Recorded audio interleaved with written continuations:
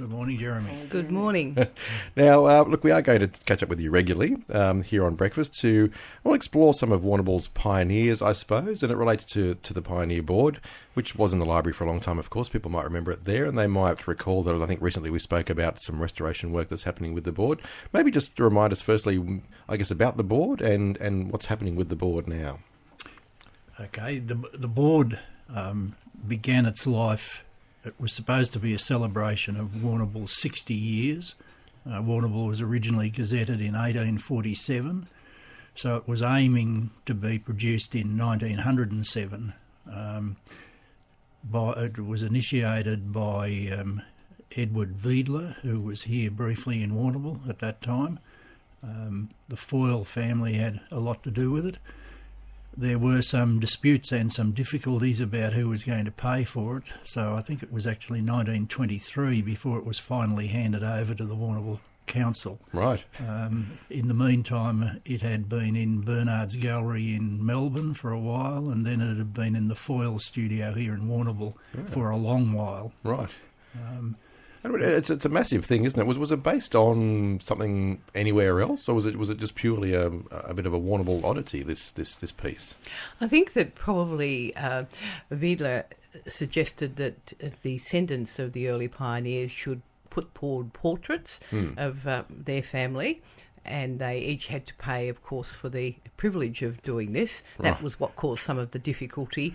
They were then taken to Foyle's studio, where photographic studio, where Lillian Foyle, who was really quite a talented artist, she converted them into portraits. I suppose the size of it is because of the response. Right, yeah. Though I think that when they decided that they would do it, they probably had something fairly grand in mind. It was not a small project, and they really went for it. But at the end, of course, they did have some people who didn't put the photographs in, or the portraits in, or didn't put the money in, and so forth. So there had to be a bit of appeal at the end to get it over the line. I was going to say whether some people who were left off for whatever reason because they didn't want to be there, or thought, well, I'm not going to pay for this. Or certainly, I think there were some important people that were not there. But it is 3 metres by 2 metres. It's a substantial piece. Yes. It really is. Yeah. And we might talk later about the restoration work, but the size of it is part of the difficulty of getting it done, and the thing that's a little bit confronting when you consider the amount of work that's required to get the restoration work done. So in your assessment then, given your collective delvings into Warrnambool's past and so on, does it represent a good roundup of pioneers? Is it a good representation? I'd say not really, but that's part of its charm. Right. It was a late Victorian phenomenon, this, because Victoria, founded in the 1830s, 40s, so by the time we get to the 1890s, we're into the next couple of generations and people are starting to reflect back. So a lot of towns did have, and Melbourne and other places you go into did have boards made at about that time, but ours is a lot prettier, of course. But as for representation, there are a lot of squatters on there. I call it the 204 dead white males, right?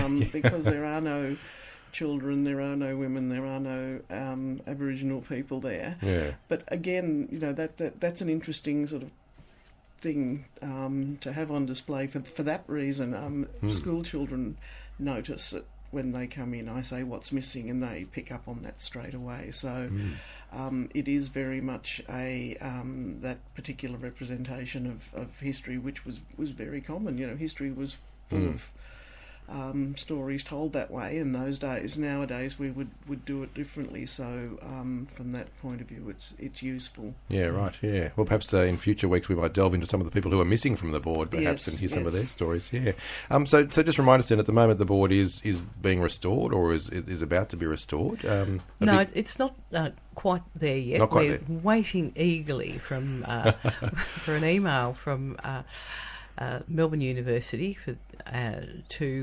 they're the ones who are doing the restoration work, and we just need a date. But it's going to have to be demounted. The quite substantial timber frame, quite ornate frame, will be left in Warrnambool. That will be in itself a task to find somewhere to store that well, because it's not something that you can pick up and move from room to room particularly easily. No, right. With the size of it.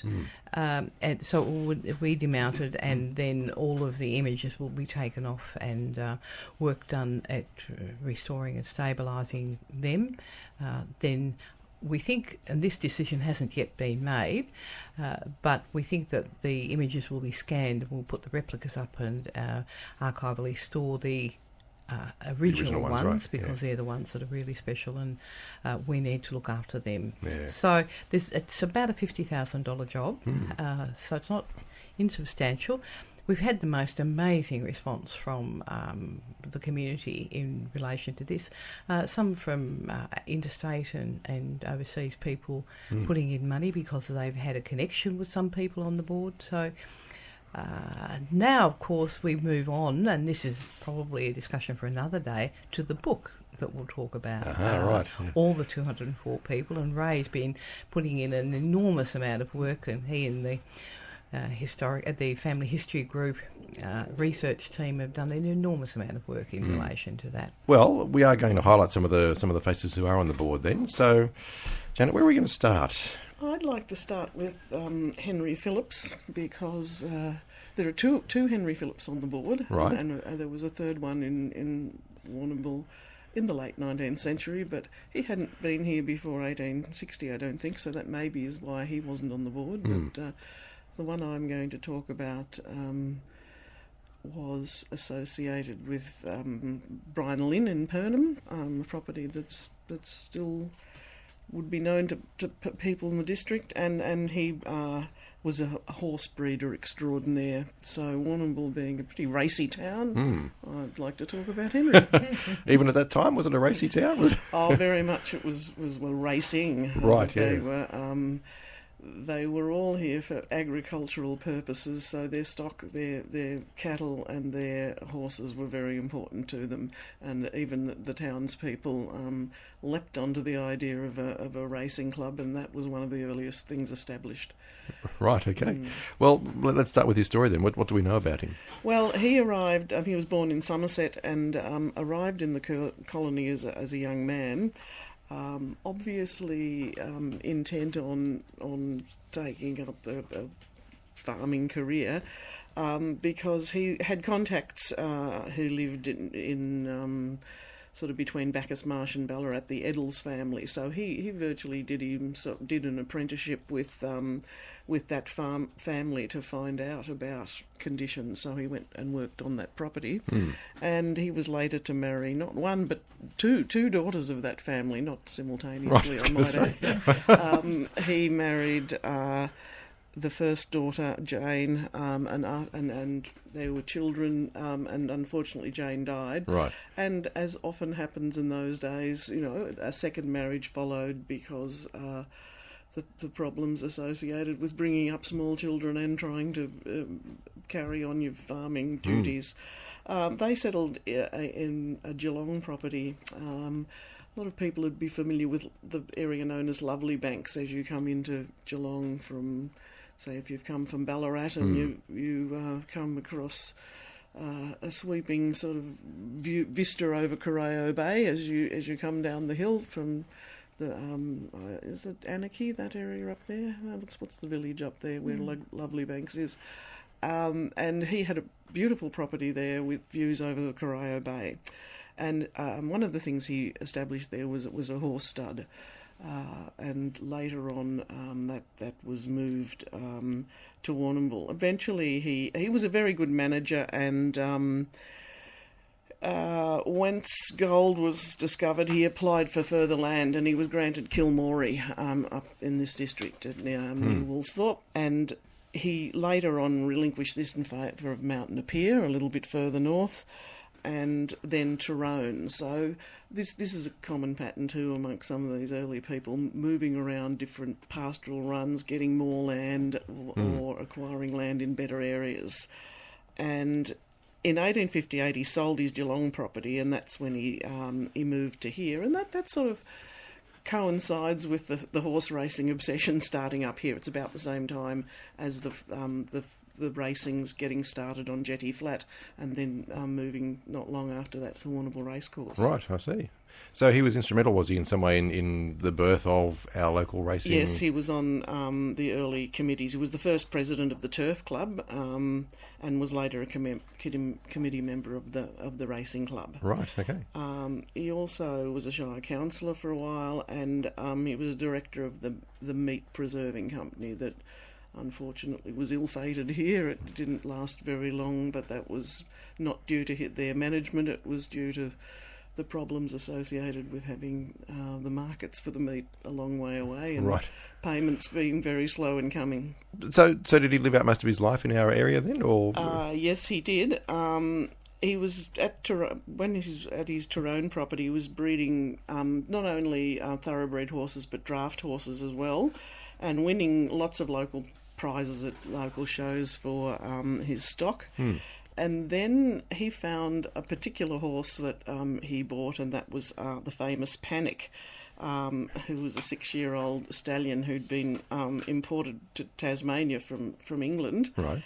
And by the mid-1860s, Panic's recognised as the outstanding stayer of the racing scene in Victoria or the East Coast. Right, so what, the sort of black caviar of its day, perhaps? Or? Very much, Yeah. but it's a stayer. So this is during the time of the early Melbourne Cups as well. Ah. And Panic was entered in the Melbourne Cup in 1865 in the name of the former owner, but it was entered in I think about April. And by the time the horses actually run, it's acknowledged that Henry Phillips owned it.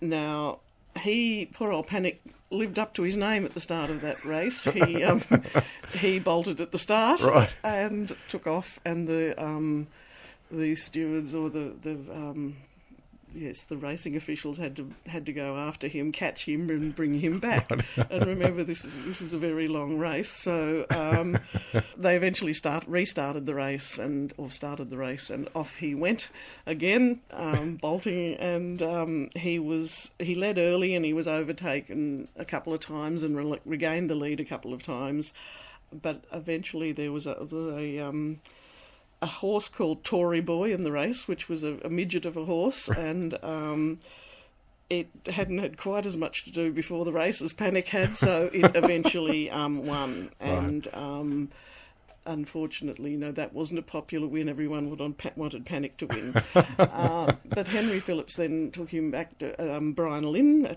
or established a stud there, and he was the leading sire for over 20 years. Right, gee, so he had he made his fortune out of Panic. Yes. Right, yeah. I would have loved to have heard the race call as well, with a horse called Panic in the in the race. Yes, this leads on to. I've got a bit of an obsession about Panic, because I think Panic's missed out in Warrnambool's history.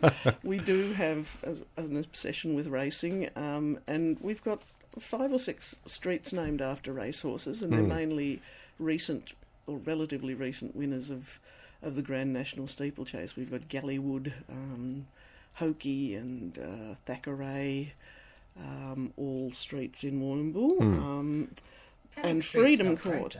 But I want a Panic Street. Right. And I've been lobbying the council for years. We've also got streets named after. We've got 3 streets named after stud bulls. Right. In the new Toohey Stud estate. bulls. Yes. So I challenge residents of Warrnambool to go and have a drive through the Toohey estate. Some of the streets there are named after priests. Right. It's an odd combination, isn't it? Priests and some of them bulls. are named after stud bulls, so you could perhaps have a drive around there and try and work out which is which. Which is which.